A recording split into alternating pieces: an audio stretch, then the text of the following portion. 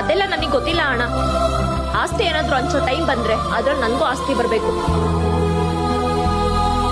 ಏನಾಯ್ತು? ಏನಾದ್ರೂ ಪ್ರಾಬ್ಲಮ್ ಇದೆನಾ? ಊರಿಂದ ನಮ್ಮ ಅಣ್ಣ ಕಾಲ್ ಮಾಡಿದ. ಮನೆಯಲ್ಲಿ ಆಸ್ತಿ ಹಂಚೋ ಮಾತ್ ನಡೀತಿದ್ಯಂತೆ. ನಾನು ಆ ಮನೆ ಮಗಳಿದ್ದೀನಿ, ನನ್ಗೂ ಆಸ್ತಿ ಬರ್ಬೇಕಲ್ವಾ? ಐಶು, ಒಂದ್ ಮಾತ್ ಹೇಳೋಣ ನಿನ್ಗೆ. ಯಾವತ್ ನಿಮ್ಮ ಅಪ್ಪ ಅಮ್ಮ ಹುಷಾರ್ ಹಿಡ್ದಿರೋ ಟೈಮಲ್ಲಿ ಆಸ್ಪತ್ರೆ ಬಿಲ್ ಯಾರು ಕೊಡ್ತಾರೆ? ನಿಮ್ಮ ಅಣ್ಣ. ಅವಾಗಂತೂ ನೀನ್ ಒಂದ್ಸಲಿನೂ ಕೇಳಿಲ್ಲ ಅಣ್ಣ ಬಿಲ್ಲಲ್ಲಿ ನಾನು ಒಂದ್ ಸ್ವಲ್ಪ ದುಡ್ಡು ಕೊಡ್ಲಾ ಅಂತ. ಯಾವಾಗ ಅವನೊಬ್ನೇ ಮನೆ ಖರ್ಚ ಮತ್ತೆ ಮನೆ ಜವಾಬ್ದಾರಿ ನೋಡ್ಕೊಳ್ಳುವಾಗ ಅವಾಗಂತೂ ನೀನೇನು ಕೇಳಿಲ್ಲ ನಿಮ್ಮ ಅಣ್ಣಗೆ.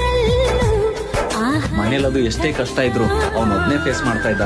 ಅವಾಗಂತೂ ನೀನ್ ನಿಮ್ಮಣ್ಣ ಹೇಳಿಲ್ಲ ಅಣ್ಣ ನಿನ್ ಕಷ್ಟ ನನ್ಗೂ ಸ್ವಲ್ಪ ಹಂಚು ಅಂತ. ಇವಾಗ ಆಸ್ತಿ ಹಂಚು ಮಾತ್ ಬಂದಾಗ ನೀನ್ ನಿನ್ ಪಾಲಿನ ಆಸ್ತಿ ಕೇಳೋಕ್ ಹೋಗ್ಬಿಟ್ಟೆ. ಸಾರಿ ಅಣ್ಣ, ನನ್ಗೆ ನಿಮ್ ಆಸ್ತಿಲಿ 1 ರೂಪಾಯಿನೂ ಬೇಡ. ಆ ಆಸ್ತಿ ಮೇಲೆ ಪೂರ್ತಿ